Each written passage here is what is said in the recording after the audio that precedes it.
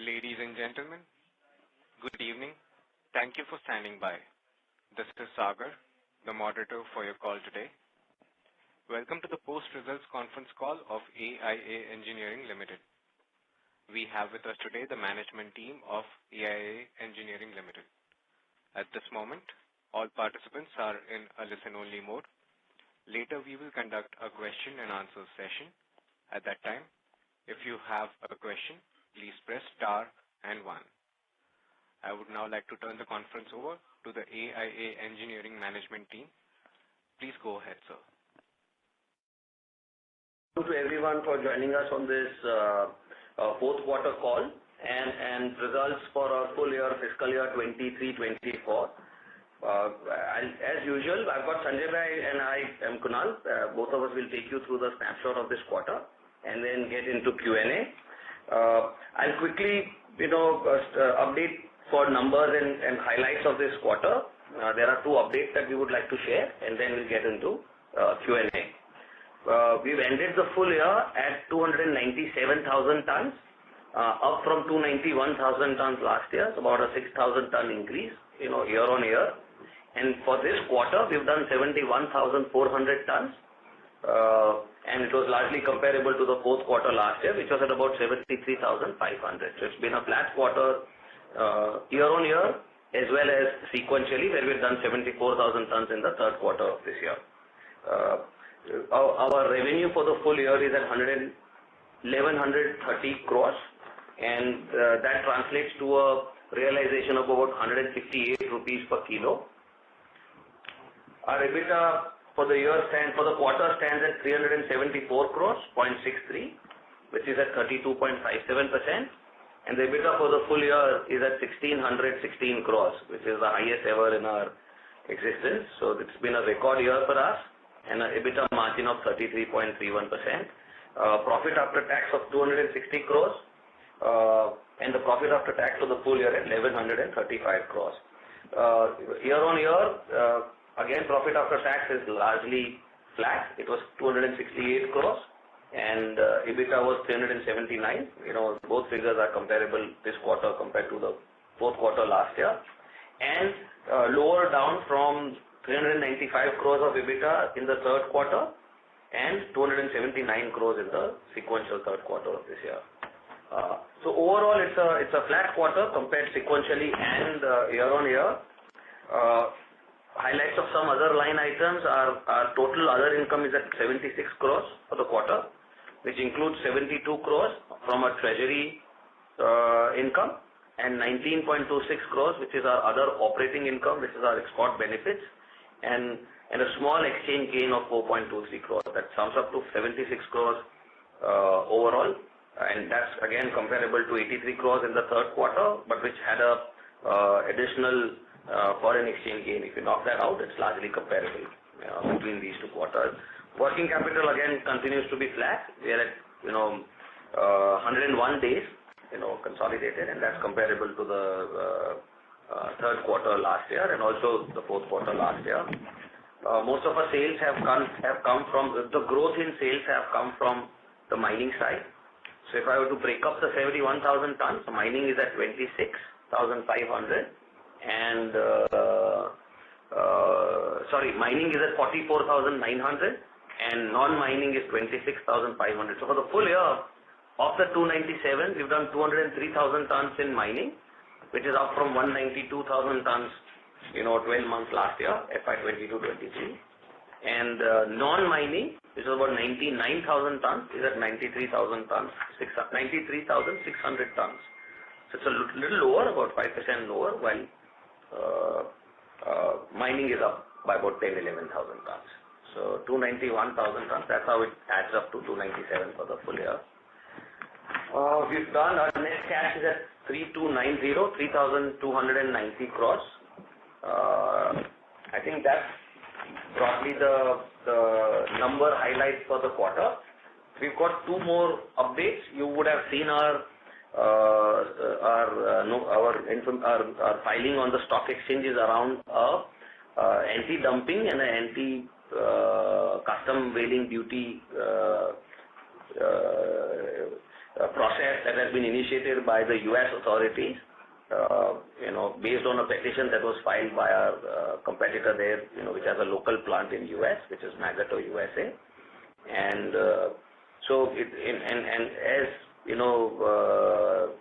we've seen and experienced with Canada and Brazil, it's now almost a sub judice matter where there's a department in the US, a trade department now looking at the whole our sales in that region, and they'll do whatever is required on their side.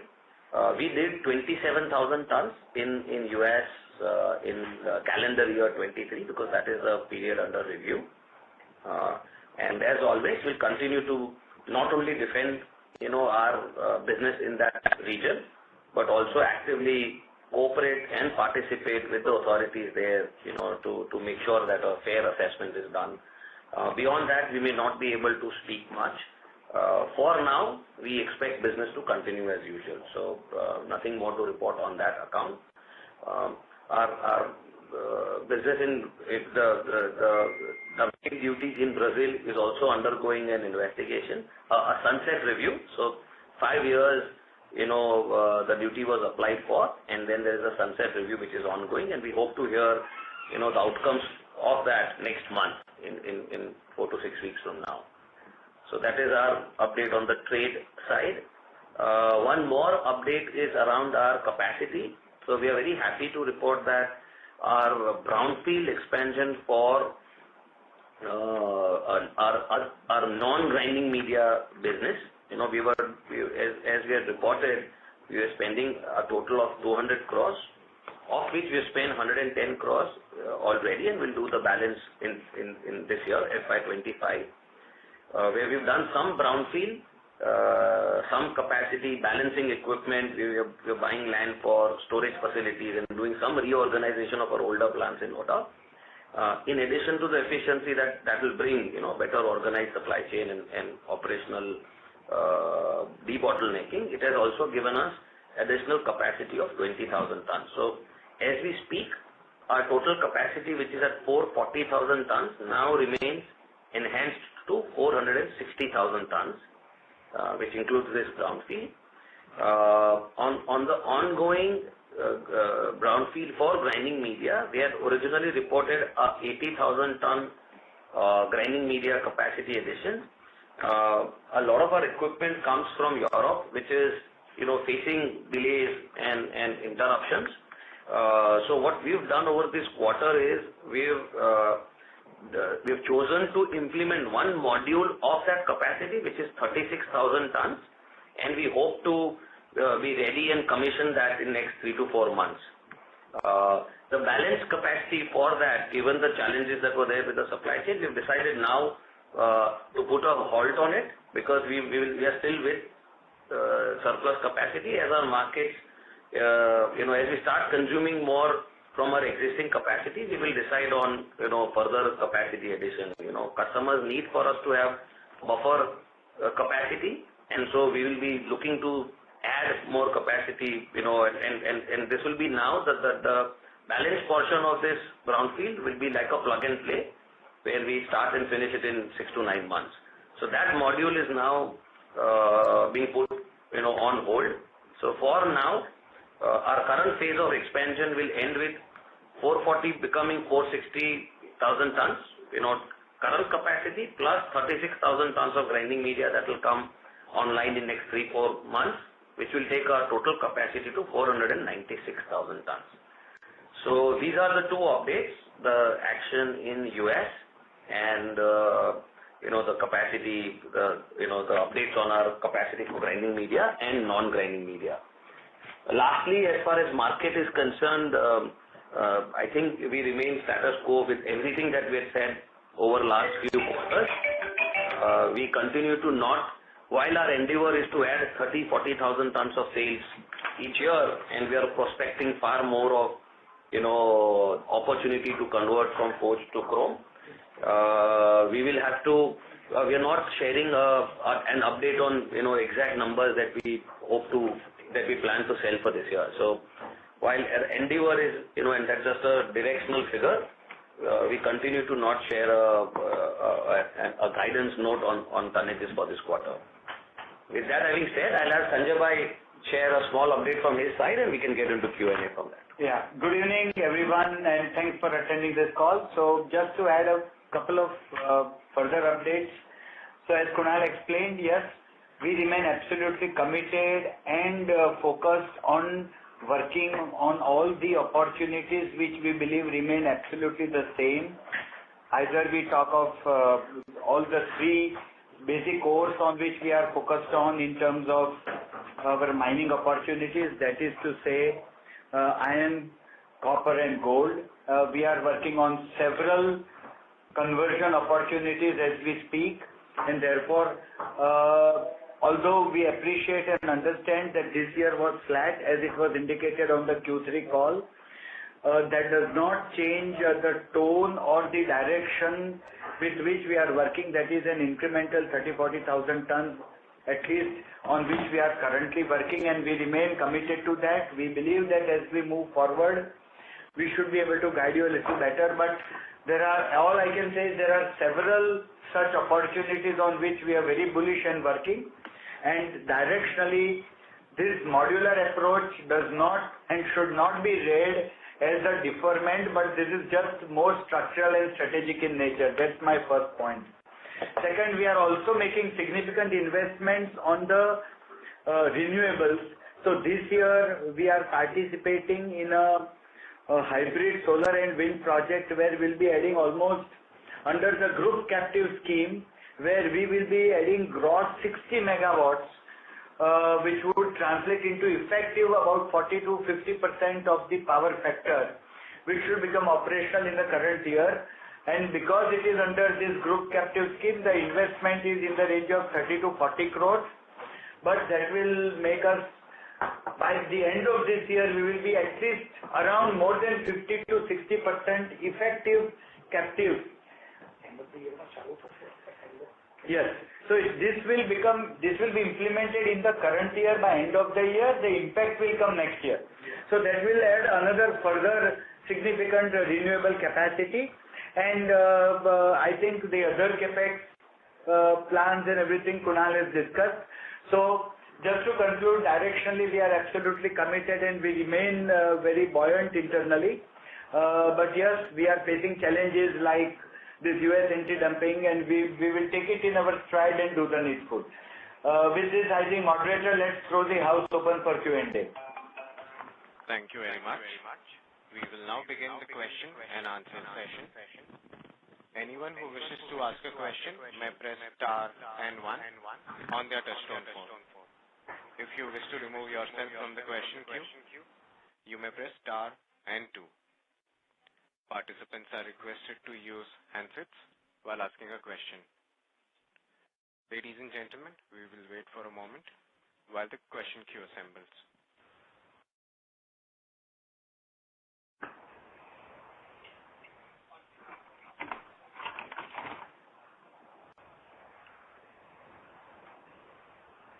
The first question is from the line of Amit Agicha from HG Hawa. Please go ahead. Yeah, am I audible? Yeah. Yeah, good evening, sir, and congratulations for the results. And my question was with respect to the MPS acquisition. Like it is mentioned in the presentation that 43% shares are acquired at the rate of 64 in FY2024. So in the last con call it was mentioned 30% stake is also acquired. So is it meaning that we are having 73% holding now? No. It is plus 13, total of 43% now. Okay, so in all the total spending is 43 plus the balance of 64, right?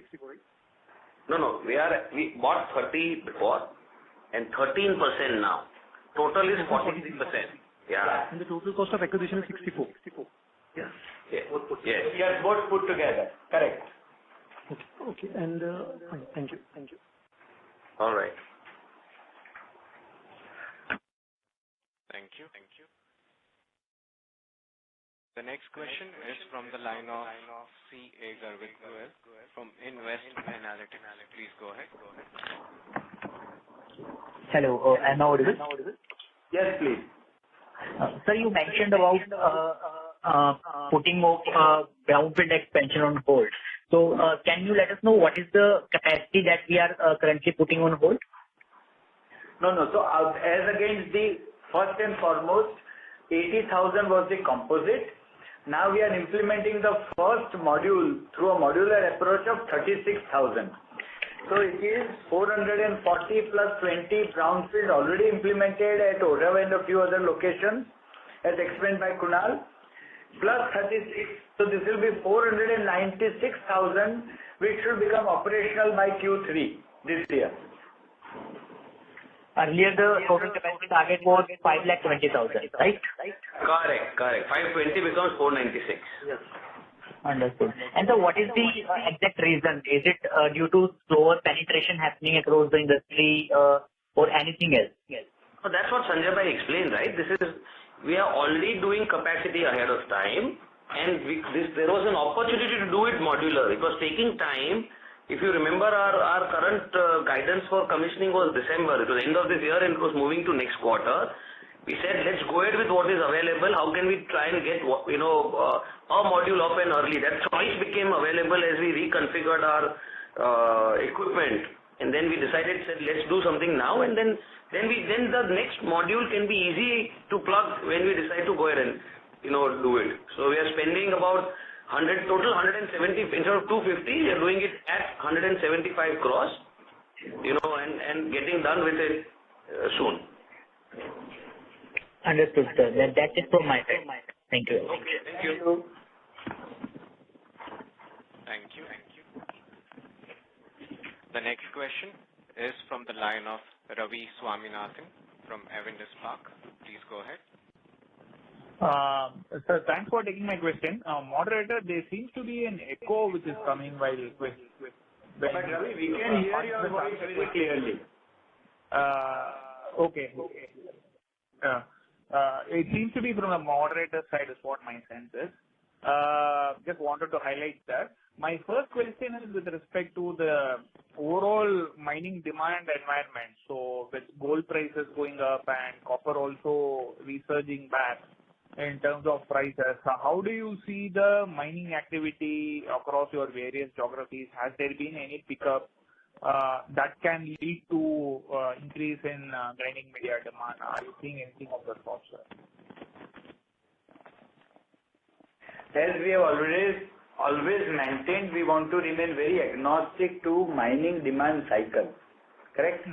So just because now there is an uptick, that doesn't mean that automatically next quarter I will start getting more inquiries. No. The whole approach is conversion. Correct? And it is a very painstakingly time-consuming approach.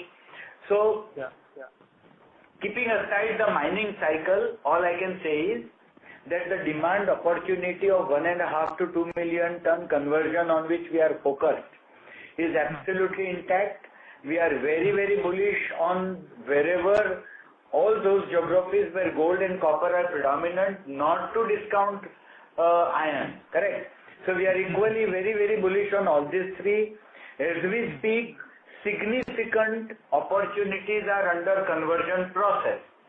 Unfortunately, I can't give you details beyond this.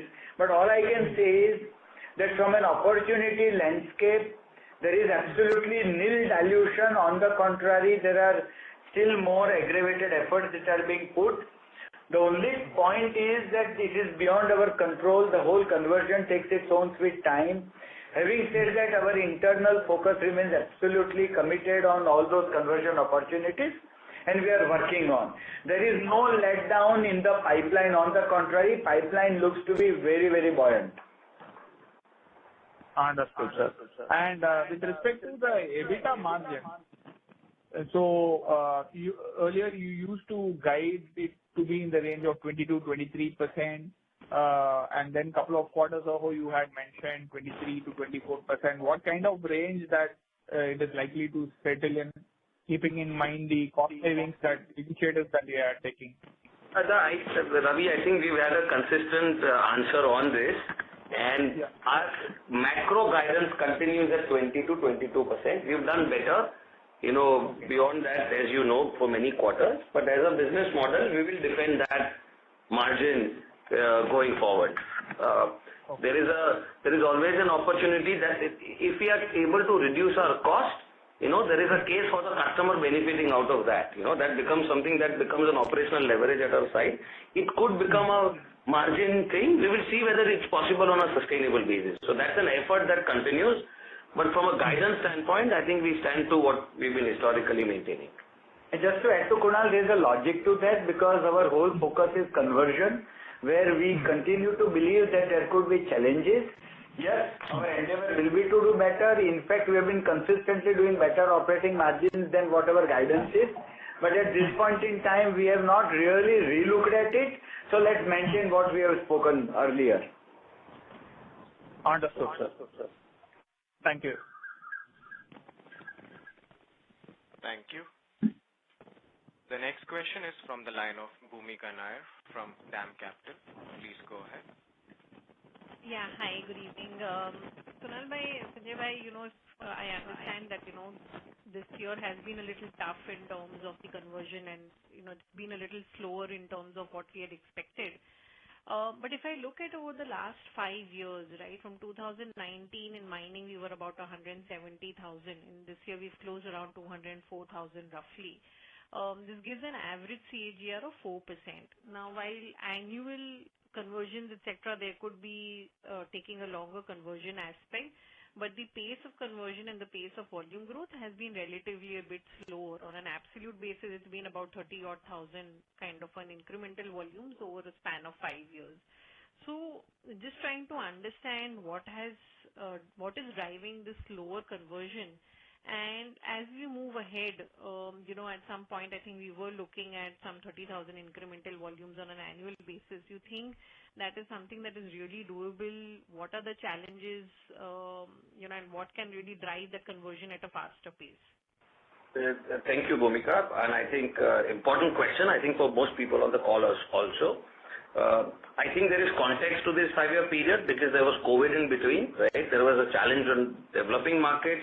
There was a serious increase in freight costs for almost 2 years, that made the conversion virtually impossible just because of the extra cost a potential customer will have to pay compared to an incumbent which is in the same region, right? So I think we lost almost 3 to 4 years, during which time that it was layered with this whole trade action where we've lost volumes in Canada, Brazil and South Africa, right? Collectively closer to between 50 and 60,000 tons. So it's been a very challenging period. The fact that despite all those headwinds, we've grown from 170 to 204 is something that excites us, that encourages us, that motivates us that we are on the right track. We are not at 100,000 tons. I mean, all of these collectively are black swan events that actually take a company down, right?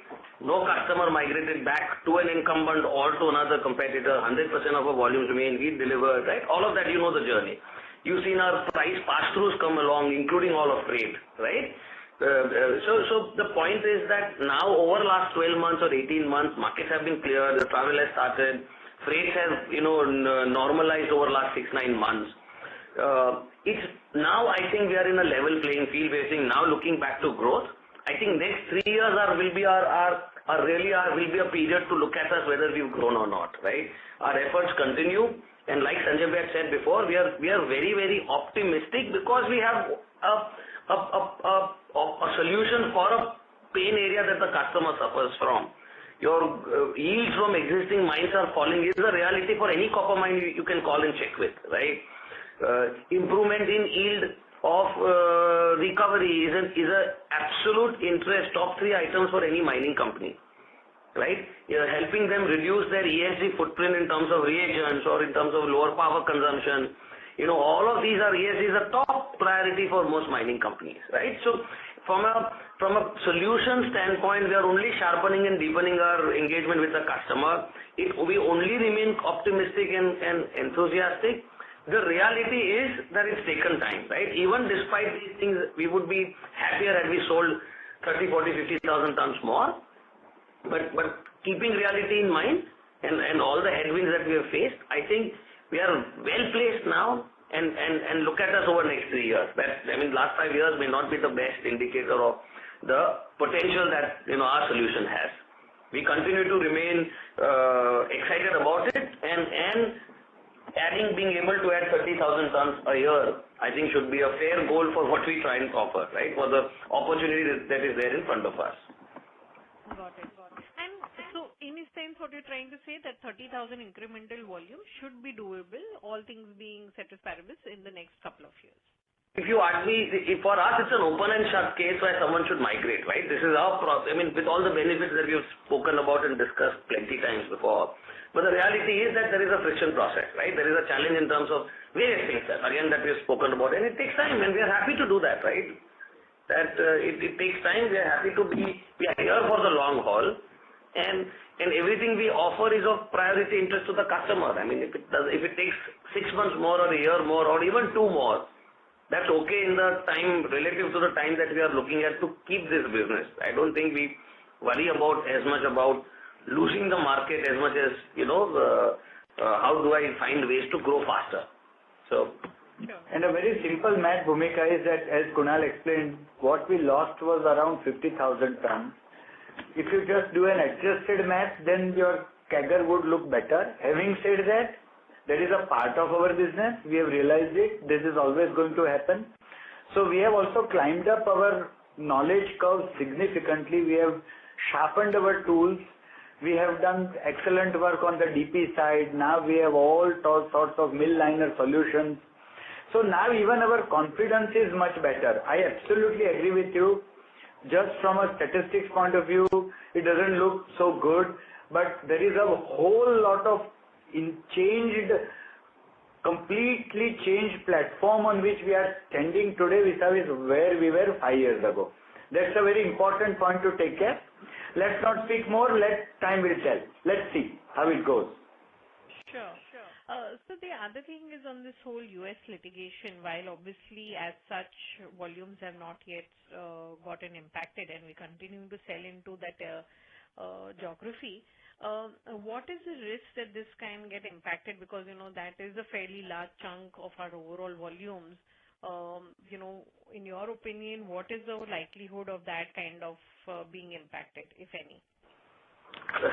This is like doing a crystal ball, gaze into the future, and I think we've been advised not to speculate on what it means. I mean, that there is a reasonable amount of volume that we are doing over there. It's a long process. It's a long process. It will take 9 to 10 months, for us to engage with everyone, and we are also learning as we engage and go through the process. But I would be restricted in having a response that could be a little speculative in nature in terms of what can the outcomes be. But we remain confident that we've got a fair price, we've got everything in place, we've got great lawyers who are helping us defend.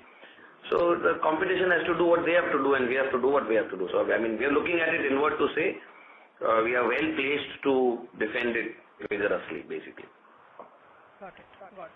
And just lastly, if I may, on this MPS acquisition in Australia, how do you see that evolving over a period of time? We've kind of taken a decent stake now out here. How can it help us in terms of scaling up volumes, particularly in the mill liner space? That's it. That's my last question.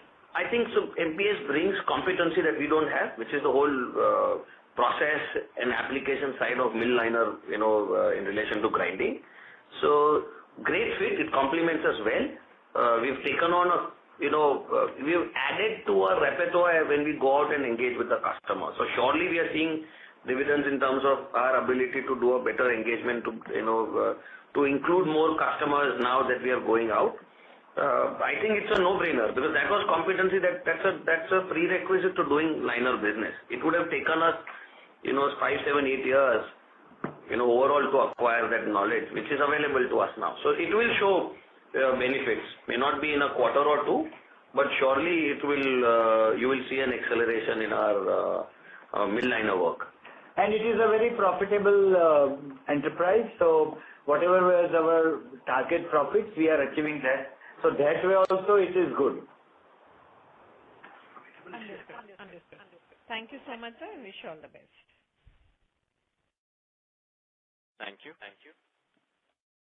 The next question is from the line of Pritesh Chheda from Lucky Investments. Please go ahead.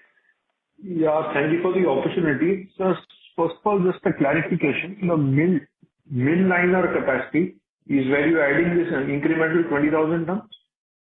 It is what we are calling non-grinding media. So that capacity is used for our vertical mill parts, other mill parts.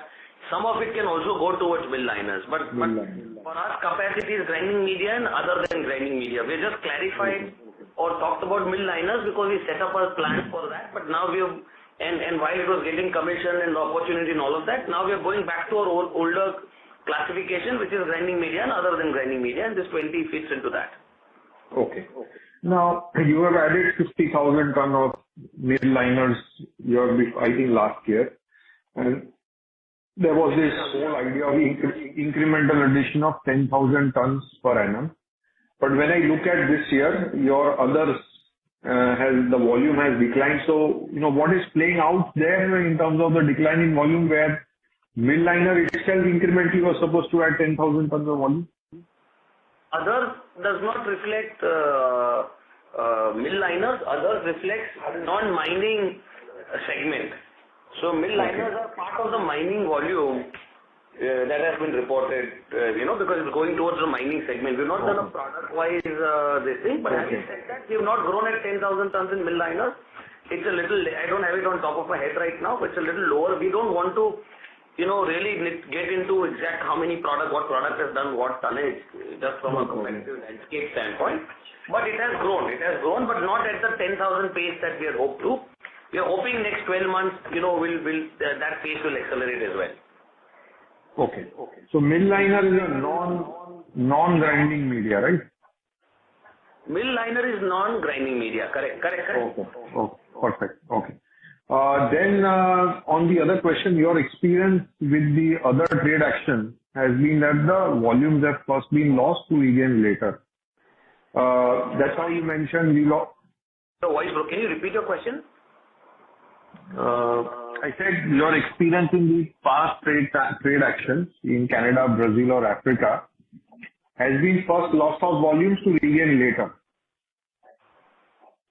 Yes. Right. So is it that in the incremental 27,000 tons of anti-dumping duty imposed by US, or let's say not imposed, review by US, the experience has to be similar? Exactly. I'll tell you why. See, as Kunal explained, the matter is sub judice. We are completely restricted, but geographically, each geography's situation would not be the same. Therefore, experience cannot be the same. Second point is, in the past we have lost. In Brazil, we have gained quite a bit. So, we are quite okay with it. Don't worry about it. All I have to say that each geography is different. So parameters are not exactly comparable. So the similar analogy cannot and should not be drawn. Okay. The recent review was in Canada. What happened in Canada specifically? What were the volumes at the time before the trade? It was close to about 24,000 tons, and we are at about 11,000 tons now. 11,000. 7,000 tons. 7,000. And the matter is still sub judice. It's not sub judice. It's part. They've got a administrative process in place where I will have to expand on. It's a little more complex in Canada than everywhere else, but I don't think that is an impediment for our sales in Canada. We are doing enough work, and we will start. You will see our numbers in Canada go up in next 12 months and sooner than that. So I don't think today what the Canada action has done has put in some administrative things in place so that there's a certain pricing mechanisms that we have to adhere to, and which we are doing. I think I don't think the action there is now a deterrent in our ability to get more sales. Okay. So would you then be able to, in your revised format of selling, whatever trade changes have been brought in or implemented, will it be at a similar EBITDA per kg, similar margin as earlier, or a differential margin? I don't think it's too much granular detail. I mean, for us to go into every region, and I mean, you'll have to look at us, margin as a company as a whole. I'm afraid we'll not be able to get into that granular conversation. Okay, no problem. Just to reiterate, Canada was 24 before the matter, and post that it went down to 6,000. No, it went down to 0. Now it is 7,000. Same. Okay. Thank you very much. Thank you. Thank you. The next question is from the line of Mani, who's an individual investor. Please go ahead. Yeah, hi. Am I audible? Yes, sir, you're audible. Please go ahead. Yeah. Hi. Good evening. I wanted to understand a little bit more about the midliner segment. If you can explain what share of revenue does that contribute to currently to AIA's revenue? That's number one. Number two is, I also want to understand, is the strategy of AIA in the midliner segment very similar to what it is in the grinding media, where you believe that the solution which you offer in midliners, I'm assuming the solution that you offer is a ferrochrome-based midliner, and that is a significantly better solution compared to the steel midlining market that is there. Is that understanding correct? Or if you can just a little more talk about the midliner segment and your strategy over there, that will be helpful. So everyone, I'll just do a quick thing and we can go offline, if you want to understand a little more. But midliner, there are 4 is our incumbent. So we are not doing, it's not steel versus chrome. The advantage we bring is not so much in metallurgy as much as in design. So the whole midliner conversation is, working through proprietary, some patented designs that we offer that ultimately allow the customer for a higher throughput. It helps them save power cost and of course the cost of the midlining. So that is the whole overall solution that we look at when we talk about midliners. The whole objective for us within that space is to not just sell out of the plant that we set up of 50,000 tons to set up, let's say, to sell 40,000 tons next year. The idea is that allows us to have a conversation for the whole grinding suite with the customer, which includes midliners and grinding media, because it's the whole solution together delivers a supernormal consequence for the customer. So our interest is to sell that whole combination. Of course, there'll be customers that buy just linings from us, and that's the journey and the conversion timeline that it takes. But that's the strategic reason why we are doing midliners. The whole idea is to engage with the customer on that whole basket of products, right? I think that's where it is. And it's high chrome. And it is not high chrome, it's a chrome solution. Yes. And we'll continue to add, our aim is to add 8 to 10,000 tons a year and fully utilize the plant in next 4-5 years. Okay, thank you. Thanks. Thank you. The next question is from the line of Charanjit Singh from DSP Mutual Funds. Please go ahead. Hello, Kunal bhai. Thanks for the opportunity. So my first question is regarding, our stance on whether we'll be, keen to now put up any capacities in the other locations apart from India, looking at the kind of, duty structure restrictions. Now, there's a 4th geography which we have seen. So what are your thoughts on that in terms of, doing some capital allocation in the international markets? That's my first question. I don't think our view has changed.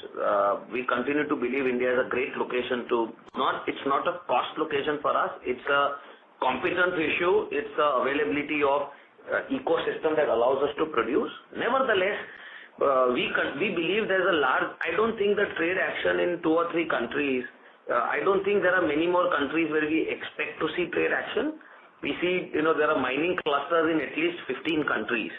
So there is enough plus additional, let's say 10 to 15 where there is, follow-on opportunity for us to grow. So I think there is a larger market outside of these territories that we continue to focus on. And we will see. For now, there is no plans. We continue to stay put with our current structure and our current growth plan. Got it, Kunal bhai. The other question is now, if you look at the overall, mining production growth globally, there have been also, discussion that maybe those numbers will go up as, copper and other commodities are seeing increased demand. So what are your, thoughts in terms of when you are looking at, this production growth picking up? While conversion from forged to high chrome is one of the most important factor, but overall underlying volumes itself, if it goes up, it benefits us. So, just if you can touch upon on the overall production growth, what you are seeing in the markets. You are absolutely right that if the underlying growth happens at an existing mindset, we will be natural beneficiaries of that growth, but we are not counting on that. I mean, there are several factors where despite their, desire to grow, they may not be able to grow. There's approvals in place, there's the whole excavation part, post-process. So to that extent, while they want to produce more, they may have limitations. But if they can, obviously we'll be a natural beneficiary over there. But we are not counting on that as a strategy. For us, converting and migrating our customer from use of forge to chrome is where, we spend most of our effort on. Got it, sir.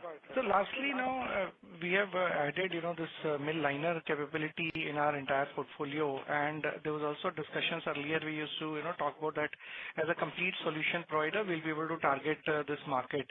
So if earlier, when we are targeting only the grinding media, now with the liner, what percentage of the overall capex within this segment we are able to, capture from a miner's perspective, sir, with liner and grinding media together? You mean to say the consumable cost? Correct. Yes, that's correct. Yeah. Not capex. So I think this covers almost everything. And because in the grinding side, their wear cost includes these parts. Liner and grinding media. In mine. At mine. So of their grinding circuit, this would be most of all of their consumable from a grinding standpoint. Of course, they use reagents and other things, but this is the largest cost line item for them, or the top three at their operating site. Okay, sir. Got it. And just lastly, if you can touch upon, how is our, progress in Chile as a market? We had, got some initial traction, but, if you can update on how is the journey there in Chile specifically? That's my last question, sir. It's great. We are on track. We hope to report something good, a conversion of, in that market soon, but, it will take the time it takes. So we are as eager to hear news about it as you are. So we are fully, active and, putting efforts in that region. Great, sir. Thanks for taking my questions and all the best for the future. Thank you. Thank you. Thank you. The next question is from the line of Priyankar Biswas from BNP. Please go ahead. Yeah, thanks for the opportunities and thanks to Kunal Bhai and Sanjay Bhai as well. Yes. So my first question is, we had seen this Red Sea crisis for some time. I mean, disruption on the freight, etc. So can you just tell me how much impact had it on your volume shipments? So what am I trying to see is, like, let's see if this crisis was not there, hypothetically. So how much higher could you have possibly done? So I think we were, as we had reported when that happened, we were on a wait and watch mode to see whether this is temporary or it's sticky. It appeared that it looks to be a little longer time, but over this last quarter, we've seen rates going down, to start normalizing. We are not seeing carriers being interrupted or, being hauled up, etc. And in line with that overall risk perception going down, rates have started going down. So we've passed through some rate and the rest is getting adjusted. So our view is that the rates are getting normalized soon. And to that extent, and if they don't, we will be passing them. So I think for now, we are happy to see that rates are getting, going down, getting normalized or in that direction. So what I meant was not from the freight rate point of view. What I meant is because of the disruptions and the longer selling times, would you have lost some volumes? I mean, like delayed shipments or something like that. So probably you could have done maybe better in the quarter. It only means you to plan sharper and maybe a little longer lead time. But I don't think we have lost any volumes due to that. No. Okay. One more question. So besides Chile, so in LAT2, progress in other regions, because what I recall is also. Sorry to interrupt. Mr. Biswas, your voice was getting muffled and eaten up in between. Can you please repeat the question once again? Can you hear me now? Much better, sir. Please go ahead. Yes. Since you discussed about Chile, so I would just additionally ask about Peru, where you had actually opened up a new subsidiary as well, I mean, some months back. So what are the progress in the other LATAM geographies, and when can we start hearing news flow from there? Soon. It continues to be status quo. I think it continues to be, a lot of effort that we continue to put in those regions. And what are the minerals that we are targeting there? Copper and gold, of course, but mostly copper. Okay. That's all, sir. Thank you, Priyanka. Thank you. Thank you. The next question is from the line of Anupam Gupta from IIFL. Please go ahead. Hi, Kunal bhai and Sanjay bhai. So just a couple of questions. Firstly, on the volume side of it. So obviously the conversion has been slower than what everyone has been expecting. Would you at any point of time ascribe this to maybe slightly more intense competition from the incumbents in this case? So let's say when you say Peru and Chile, obviously the forged incumbent there is pretty large and in those regions. So is the volume conversion in a way also being slow because the incumbent is giving you intense competition for that shift to happen? Not really, Anupam bhai. I think incumbent will do what they have to do, and there's always, friction point in terms of migrating from one solution to other, wherever it is. I think the more important question is the efficacy of our solution, right? All these things that we are speaking about, that's how 15% of the market's gotten converted to Chrome. There's no reason that this, it's not going at least another 10-15% more, right?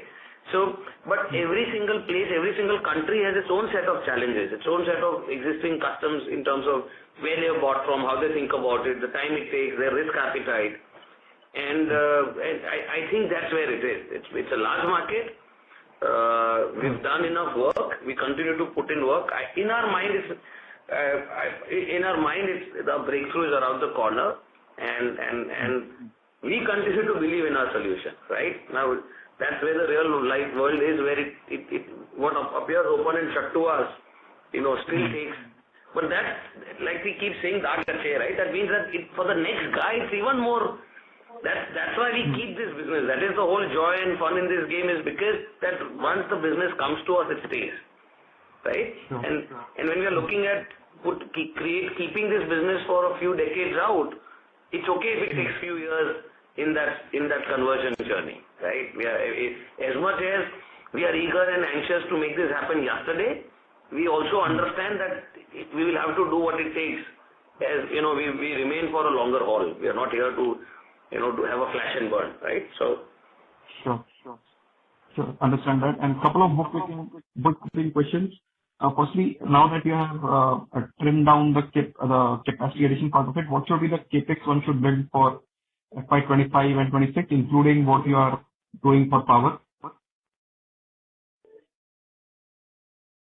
Sorry. FY25 total capex is 200 crores, which is 90 crores for grinding media balance, which we're commissioning now, 35 crores for power, and 75 crores for that ongoing debottlenecking, other things that we're doing. So total 200. We spent about 210 FY24. And FY26 should be similar quantum at this point of time, right? FY26 for now, because we are not, that will depend on what new capacity that we are doing. There is no announced capacity or capex plan for FY26 as we speak. We plan to complete all of this in this year. Through the year, we'll have, we'll see where things go and then decide on what's happening on that front. Okay. And just lastly, what should be your tax rate for 25-26? I think it continues at 22%, blended 22, between 22 and 23. Fine. Okay. That's all from my side. Thank you. All right. Thank you, Anupam. Thank you. The next question is from the line of Lokesh Manik from Valium Capital. Please go ahead. Yeah. Hi. Good evening, Kunal bhai and Sanjay bhai. My question was more on the macro front. So if we recap, let's say 7-8 years, we've seen many countries, become protectionist And one of the reasons why a competitor for that matter has been successful in their endeavors is they've taken advantage of this trend. In this light, do you think you need to rethink your strategy of manufacturing out of India for the reasons that you have stated in the past and in today's call as well?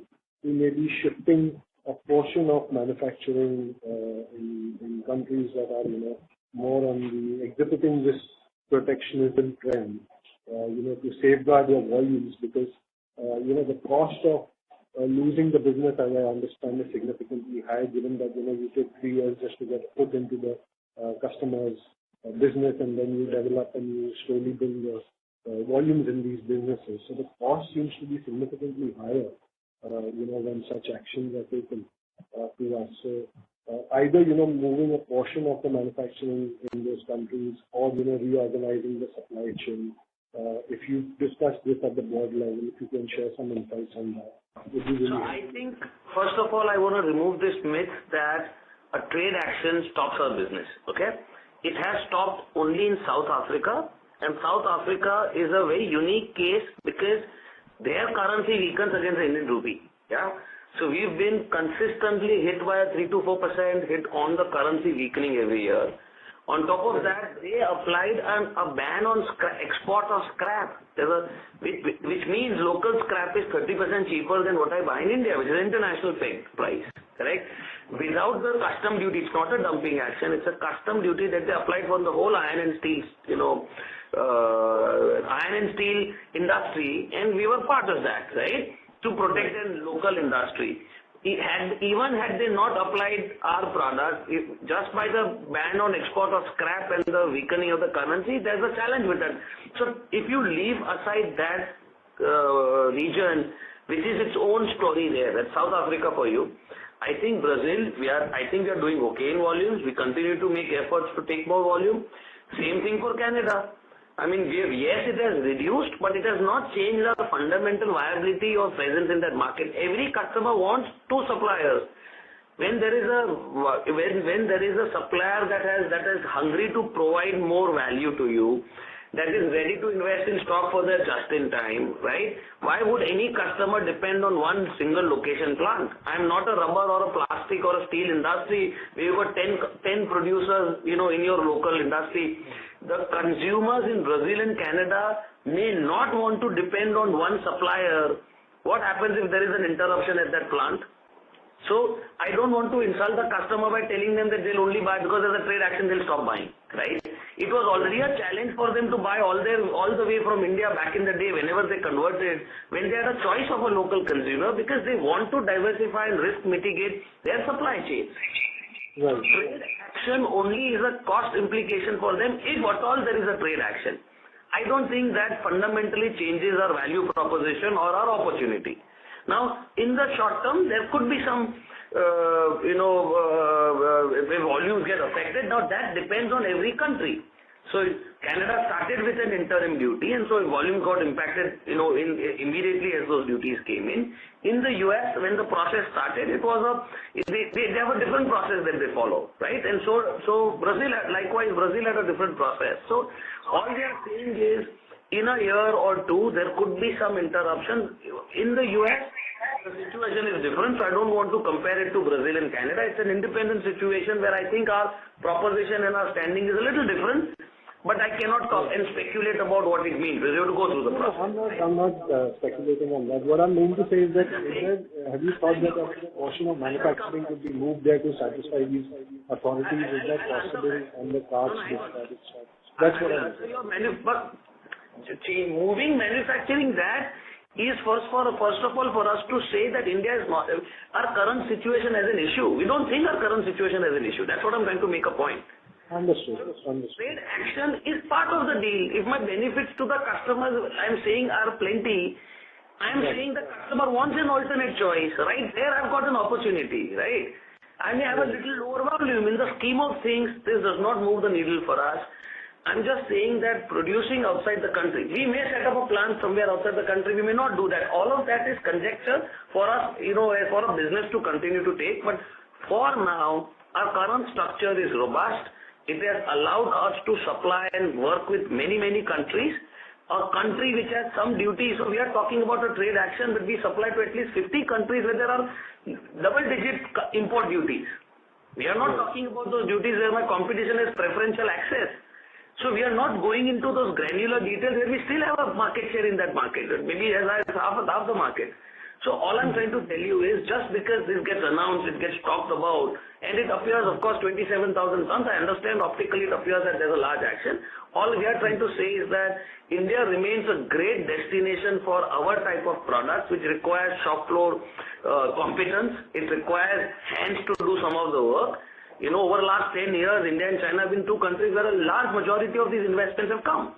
So while I'm not saying we will never set up manufacturing outside of India, for now, we may do it for different reasons, if at all that becomes a conversation. But for now, our view and our thinking of our positioning has not changed because of one more action around trade. I think the competition is doing what they think is right for their interest.